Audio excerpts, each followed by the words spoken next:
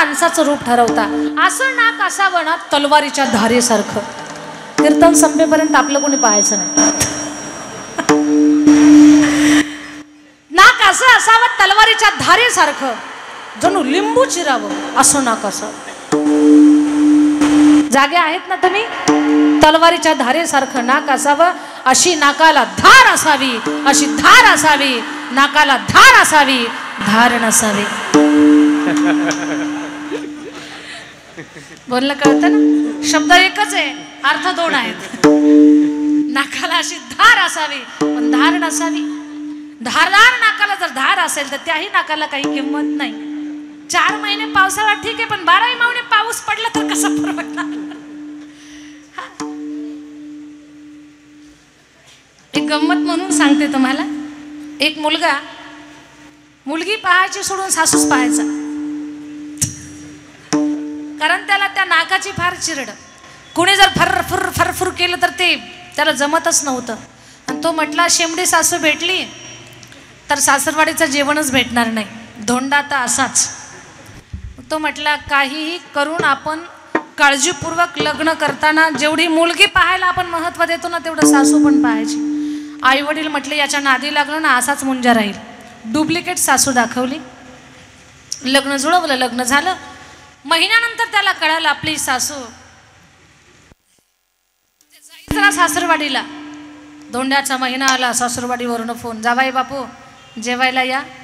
5,000चा dress घेतलाय, 5 तोळ्याचं locket केलंय. दुसऱ्यानं पुरीला फोन केला, म्हणजे याच्या पत्नीला फोन केला.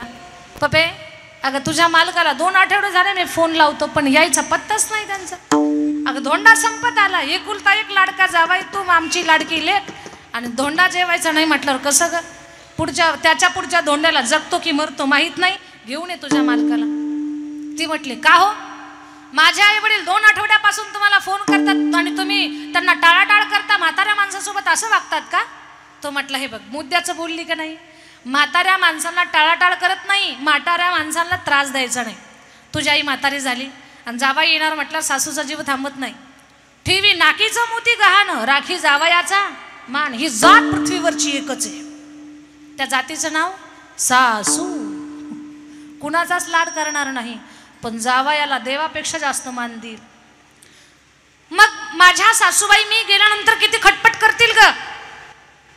मग त्यांची ती उठाठेव, ती धावपळ, म्हातारपणाला एवढा त्रास देणं मला काही बरोबर वाटत नाही. मी सुधारित सुशिक्षित विचाराचा आहे म्हणून मी जात नाही. ती म्हटली हे पहा आईला एकही काम लावत नाही, सारा स्वयंपाक मी करते पण जेवायला चला. म्हटलं ये हुई बात. म्हटलं आता टेन्शन नाही, तू जर स्वयंपाक करणार असली तुझी आई जर निवांत बसून आपल्या दोघांना आशीर्वाद देणार असेल तर मी लगेच जेवायला येतो.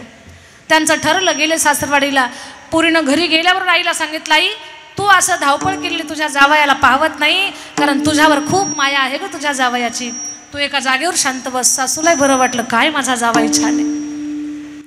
पुरीनं गल्लीतल्या सगळ्या मैत्रिणी बोलावल्या, पुरणपोळीचा स्वयंपाक, पुरणाची पोळी केली, आमटी केली, खीर केली, वडी केली, कढी केली, बासुंदी केली, सगळं केलं.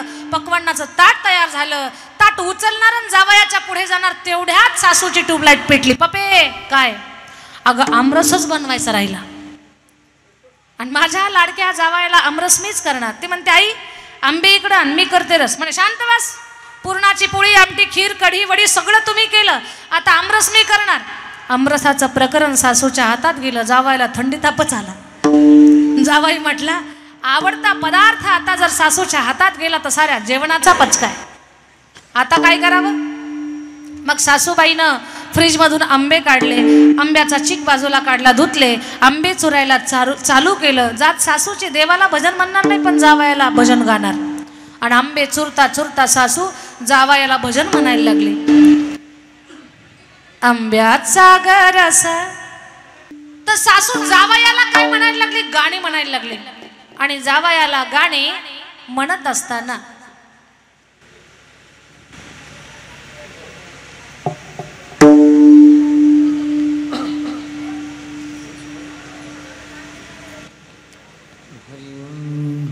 लक्ष इकडे द्या.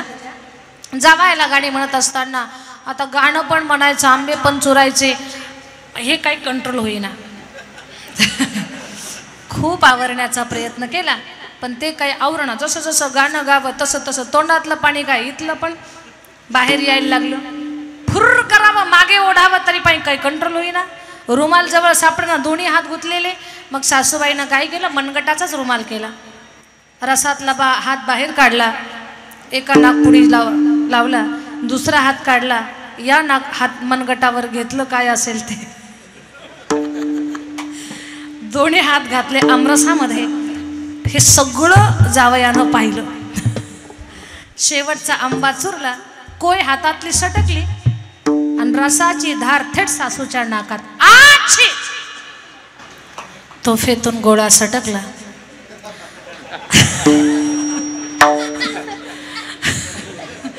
अवघा रंग एक झाला. चवच बदलली आमरसाची. जावयानं सगळं पाहिलं, ठरवलं मनात सारं खाईन पण आमरस खाणार नाही. त्या ताटाला आमरसाची वाटी लागली, थेट ताट जावयापर्यंत. आणि जावाई बापू पोटभर खा, निवांत जेवण करा. आणि आमरस पातीलभर केला, जेवढा खायचा तेवढा खा. तो म्हटला मामी सारं खातो पण आमरस खात नाही. असं करू नका जावाई बापू. सकाळपासून त्या आमरसासाठी किती चक्कर मारल्यात मी. एक वाटी तरी आमरस तुम्हाला प्यावाच लागेल. मामी अर्धी वाटी सुद्धा नको, मला पित्ताचा त्रास आहे आणि मी अजिबात आंबे खात नाही, मला नको. हा, आंबे तर तुमच्या आवडीचे आहेत आणि आमरस का नको म्हणता. 2 चमचे तरी चव घ्या. हा मामी घेतलं असतं पण त्यात 1 चमचाभर पडलंय. सासूची ट्यूबलाईट पेटली. सासू म्हटली जास्त प्रकरण आग्रह करावा तर प्रकरण जास्त चिघळल आणि काय आहे वास्तव ते समोर येईल, याच्यापेक्षा आता आग्रह नको करायला. सासूबाई म्हटल्या जावाई बापू तब्येत बरी नसेल तर तुम्ही आमरस नका खाऊ, पपीचा बाप खाईल. पपीच्या बापांना जरा सावध राहायचं. सामुदायिक जेवणात पुढे आले म्हणून लगेच सणकावून चालू करायचं असं नाही, थोडंसं सावध राहायचं. आता एक गोष्ट लक्षात घ्या, नाक धारदार आहे पण स्वच्छ नसेल तर त्याला किंमत नाही. नाकाला धार असावी, ते स्वच्छ असावं. जगद्गुरु तुकोबाराय रूपी नाक, त्याला वैराग्याची स्वच्छता आहे आणि भक्तीचा शेंडा आहे. असं सुरेख आणि सुंदर नाक वारकरी संप्रदायाचं जगद्गुरु तुकाराम महाराज आहेत. बर, वैराग्याची स्वच्छता, भक्तीचा शेंडा कशानं प्राप्त झाला तर जन्म जन्मांतरीच्या उपासनेनं. जन्मोजन्मी आम्ही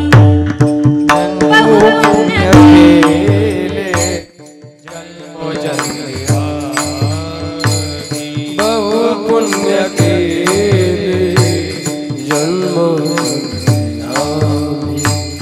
बहु पुण्य केले, तेव्हा या विठ्ठले कृपा केली, तेव्हा या विठ्ठले कृपा केली.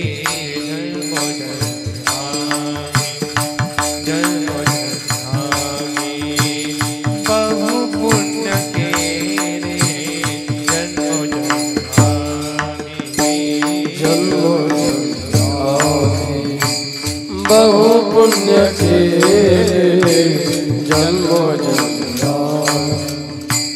बहु पुण्य केले जन्मो जन्म. तेव्हा या विठ्ठले कृपा केली. महाराजांना वारकरी संप्रदायाचं नाक होण्याचा मान प्राप्त झाला. एका जन्मातली भक्ती नाही, जन्म जन्मांतरीची ती उपासना आहे.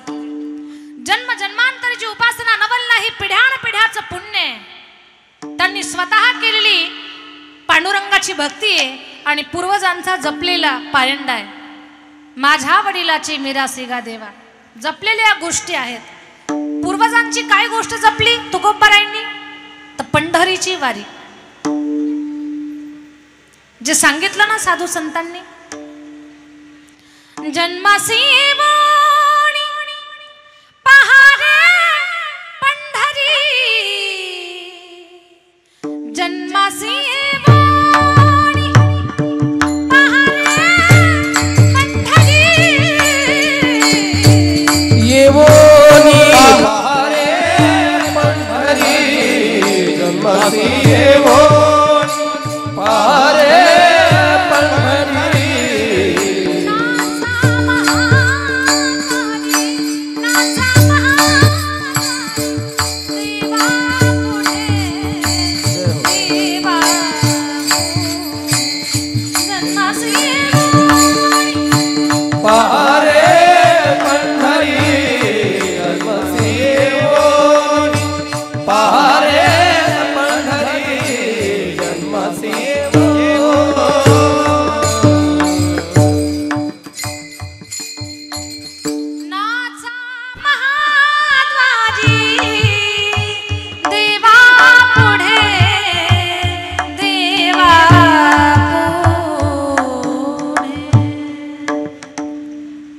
साधू संतांचा पूर्वजांचा विचार तुकोबाराने जपला आणि पंढरपूरची वारी अखंड जीवनामध्ये ठेवली. महाराज पंढरपूरच्या वारीला जातात. महाराज याची म्हटले की भगवान परमात्माला आनंद व्हायचा, देव उड्या मारायचा. आता महाराज वारीला गेले, चंद्रभागेचं स्नान केलं, पुंडलिक रायाचं दर्शन घेतलं आणि भगवान परमात्माच्या समोर गाभाऱ्यामध्ये तुकोबारांनी प्रवेश केला. महाराज ज्या ज्या वेळेला येतात त्या त्या वेळेला देवाला आनंद होतो, देव उड्या मारतोय. पण आज महाराज दर्शन बारीला लागून जवळ आले तरी देवाची मान खालीच. महाराजांना वाटलं देवाची तब्येत बरी नाही का, ताप आला असेल का, काय झालं असेल बरं. अनेक प्रश्न मनामध्ये. देवानं खाली मान का घातली, रुक्मिणी आई साहेबाचं याचं काही भांडण झालं का काय. तुम्हाला वाटतं काय तुमचीच भांडणं होतात म्हणून, त्यांची पण भांडणं होतात. आणि सत्य सांगते मी तुम्हाला, पंढरपूर हे भांडणातूनच तयार झालेलं आहे. रुक्मिणी मासाहेब रुसून आल्या आणि पंढरपुरात थांबल्या. रुसवा काढण्यासाठी देव आलेला आहे. एक विशेष गोष्ट आहे का, रुक्मिणी मासाहेब पंढरपुरातच रुसून का बसल्या बरं. मुलगी जेव्हा रुसते, सासरवाशीन मुलगी जेव्हा बाई जेव्हा रुसते, रुसल्यानंतर ते कुठे जाते हो, झोपल्या का काय. माहेरवाशींनो, माहेरवासले आले असते ना इथे कीर्तनाला, या यात्रेला. मुलगी जर म्हणजे सासरवाशीन बाई जर ती रुसली, ती दुःखी झाली तर रुसून कुठे येते, माहेराला. मग आपली रुक्मिणी माता ही द्वारकाधीशाची पत्नी आहे, पण तिचं माहेर हे महाराष्ट्र आहे. ती कौंडिण्यपुराची आहे, महाराष्ट्रातली. आपण महाराष्ट्रीयन लोक भाग्यवान आहोत. द्वारकेचा राजा आपला जावाई लागतो नात्यानं. आणि ताकद तर पहा, आपली मुलगी रुसली, महाराष्ट्रात आली, जावाई घाबरला आपला. जो घाबरला तो महाराष्ट्रात येऊन घर जावाई झाला.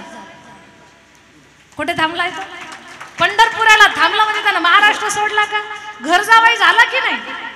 काय आपल्या पोरीची ताकद आहे. पण असले प्रयोग तुम्ही करायचे नाही बरं का. नाही तर हे पाहून तुम्ही म्हणताल हा रुसलं की ते येतं बरोबर पाठीमागून घर जावाई होतं. आता असलं काही करू नका तुम्ही, फक्त याच्यातून समजून घ्यायच्या आपण काही गोष्टी. रुसव्या फुगव्यातून पंढरपूर उभं राहिलेलं आहे.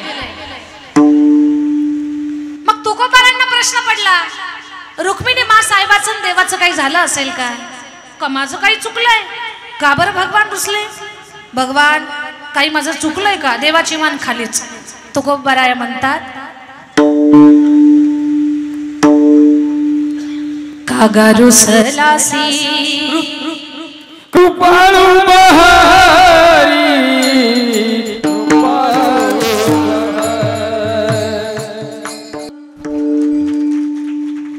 तुझ विन तुझी भक्ती नेनो, तुझ विन तुझी भक्ती नेनो. देवा का रुसला तू माझ्यावर, माझं काही चुकलं का. महाराज तुमचं काही चुकलं नाही, भक्तीचं ओझं डोक्यावर झालंय. आणि डोक्यावर जर वजन असेल तर मान खाली नाही जाणार तर का अशी वर राहणार आहे. मग देवा तुमची मान ताठ व्हावी याच्यासाठी मी काय करू, म्हणजे याच्यातलं काहीतरी काढून घ्या. काढून घ्या म्हणजे काहीतरी मागा. ए देवा, मागणं हे माझ्या परंपरेत नाही. काही मागणे हे आम्हा अनुचित, वडिलांची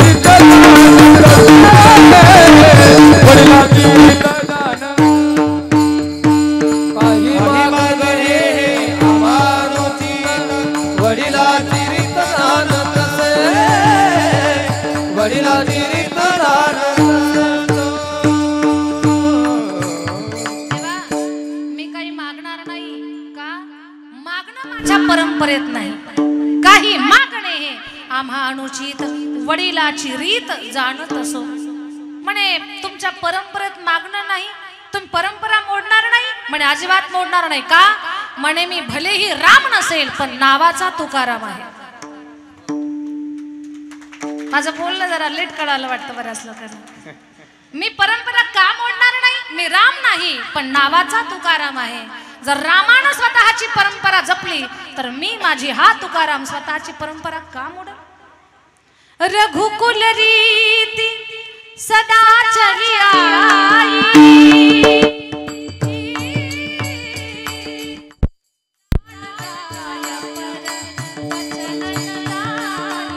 राम सिया राम जय जय राम, राम सिया राम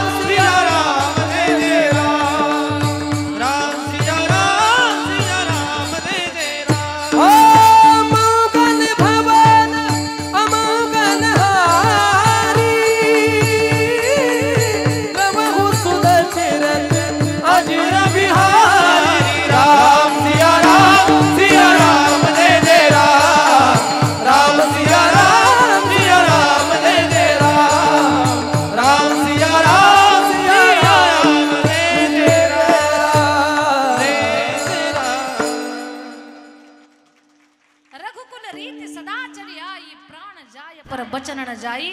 राम जर स्वतःच्या परंपरेशी प्रामाणिक आहे तर हा सुद्धा तुकाराम आहे। मी सुद्धा माझ्या परंपरेशी प्रामाणिक आहे। देवा मागणं माझ्या परंपरेत नाही, अहो काहीतरी मागा, काहीतरी घ्या, काहीतरी घ्या।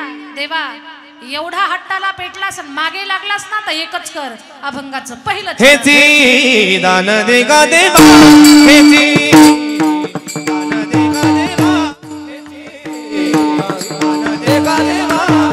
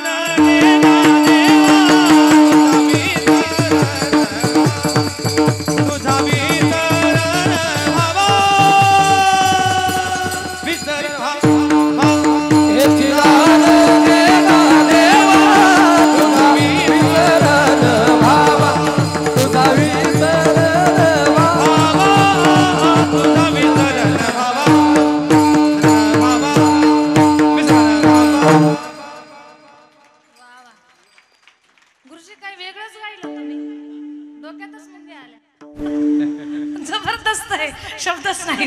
हेची दान दे गा देवा, तुझा विसरण व्हावा। काय मागतायत माझे जगद्गुरु तुकोबाराया? जगद्गुरु तुकोबाराया म्हणतात भगवान हेच दान दे की तुझा विसर मला नाही झाला पाहिजे। हेच दान दे गा देवा, तुझा विसरण व्हावा। भगवान परमात्माला ना जीवाला मागणं कळालं पाहिजे की देवाकडे काय मागावं। लोक विचित्र आहेत, देवाला काय मागावं कळत नाही लोकांना। 11 रुपयाचा नारळ फोडतात आणि 11 लाखाची मागणी करतात। किती विचित्र लोक। बरं 11 रुपयाच्या नारळात 11 लाख द्यायला त्याला एवढंही कळत नाही का? लोकाला वाटतं आम्ही चतुर आहे। आहा, तो चतुरा तो शिरोमणी गुण लावण्याची खाणी, त्याच्या एवढं चतुर कोणीच नाही आणि त्याच्याजवळ चातुर्य चालत नाही। आपलं चातुर्य शून्य आहे त्याच्या पुढे, पण त्याला कधी फसवायला आपण जायचंच नाही। 11 रुपयाच्या नारळात त्याला 11 लाखाची मागणी करायची नाही। मी म्हणते तुम्हाला 11 रुपयाचा नारळ सुद्धा फोडू नका। 11 लाख काय 11 कोटी रुपये तुम्हाला देईल, पण त्याच्यासाठी एकच करा, 11व्या क्रमांकाचं इंद्रिय मन त्याला देऊन टाका। तुमची इच्छा पूर्ण केल्याशिवाय। पण लोकाला समजत नाही देवाला काय मागावं। अहो देवाचं जाऊ द्या, आपल्यातले आपल्यात व्यवहार करताना कुणाला काय मागावं हेच कळत नाही लोकांना। बरेच लोक मागणी चुकतात, मागणी चुकतात, काय मागावं कोणाला तेच कळत नाही। बरं अशा ठिकाणी मागायला जातात की ज्याला कुत्र्याला सुद्धा भाकर टाकायची सवय नाही।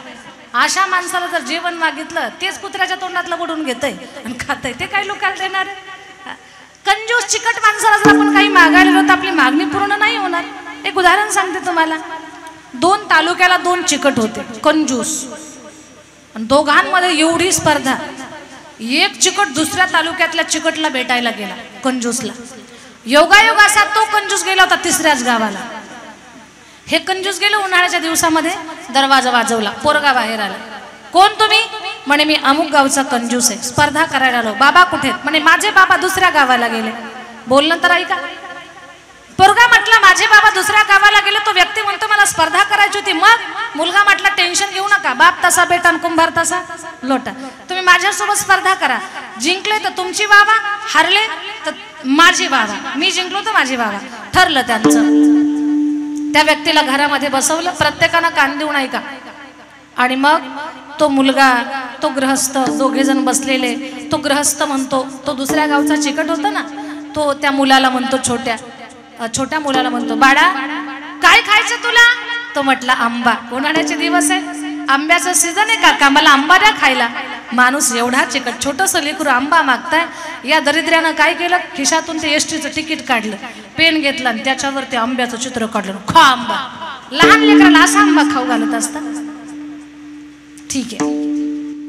मुलगा म्हटला, काका तुम्हाला काय खायचं? अतिथी देवो भव, पाहुणचार करणं बाप जरी नसेल तर माझं कर्तव्य आहे. सांगा तुम्हाला काय खायचं? म्हणे बेटा उन्हाळ्याचे दिवस आहेत, थंडगार टरबूज जर खायला मिळालं तर खूप बरं होईल, प्रवासाचा थकवा निघून जाईल. पोरगा त्याच्याही पुढचा. पोरानं काय केलं, असा गोल हात फिरवला, काका खा टरबूज. पोरगा जिंकला, माणूस हरला. कारण पोराचं शाहीन कागद खराब झाला नाही, त्या माणसाचा शाही कागद खराब झाला. पोराचं काहीच नाही वाया गेलं, म्हणून पोरगा जिंकला. आणि वडील आले. मग संध्याकाळी तो माणूस तर निघून गेला. वडील आले.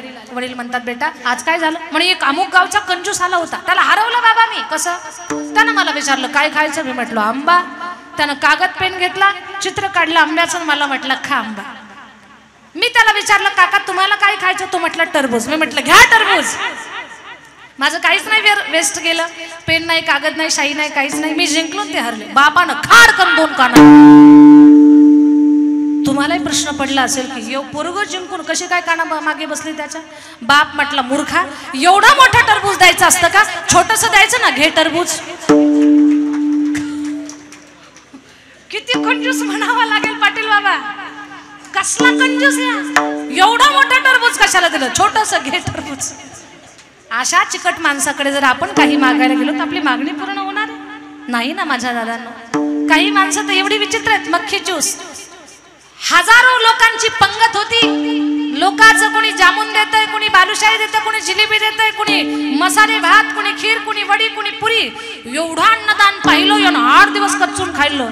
आणि काल्याच्या दिवशी म्हटलं मला पण अन्नदान करायचं. लोकांना वाटलं काय परिवर्तन झालं, खाऊन हे लोकांचं खाल्ल्यामुळे याच्या मनात आलं काय आपण पण अन्नदान करावं. लोक म्हटली काय देणार आहात? लाडू, जिलेबी, बासुंदी? हा, तूप देणार आहे. लोक म्हटले एवढं महागडं तूप? लाडू नाही, जिलेबी नाही, बासुंदी, डायरेक्ट तुम्ही VIP आयटम सांगितला. तूप देणार? हो देणार. पंगत केवढ्याची? 2000 लोकांची पंगत आहे, भरपूर तूप आणावं लागेल. म्हणे काळजीच करू नका, प्रत्येकाला पुरेल एवढी व्यवस्था करतो. 2000 लोकांच्या पंक्तीला त्यानं वाटीभर तूप घेऊन आलं. वाटी होती, त्या वाटीमध्ये अर्धाच पळी तूप होतं. सुरुवातीला त्या पळीच्या देठानं तूप वाढायचं. तो म्हटला मेळ बसणार नाही, लोक जास्त आहेत. मग चमचाच्या देठानं वाढायला लागलं तरीही जमणार नाही म्हटलं. मग त्यानं सुई आणली, सुईच्या टोकानं तूप वाढायला लागलं. किती विचित्र आहे, सुईच्या टोकानं तूप वाढायचा. माऊलीनं ओळखीचं कोणी दिसलं का असं असं करायचं, जवळचं कोणी दिसलं की असं असं करायचं. मला सांगा असल्या कंजूस माणसाकडे आपली मागणी पूर्ण होईल? नाही. अशा ठिकाणी मागावं की ज्याच्याकडे दातृत्व आहे, देण्याची क्षमता आहे, उदारता आहे, अंतकरणाची विशालता आहे. अशा माणसाला मागा. आणि पहा, जी दातृत्ववान उदार अंतकरणाची माणसं आहेत ना, अशा लोकांना मागायची गरजच नाही. त्यांच्या दारात गेलं तर त्यांना कळतं आपल्याला काय पाहिजे. उदाहरण सांगते मी तुम्हाला. विठ्ठल विठ्ठल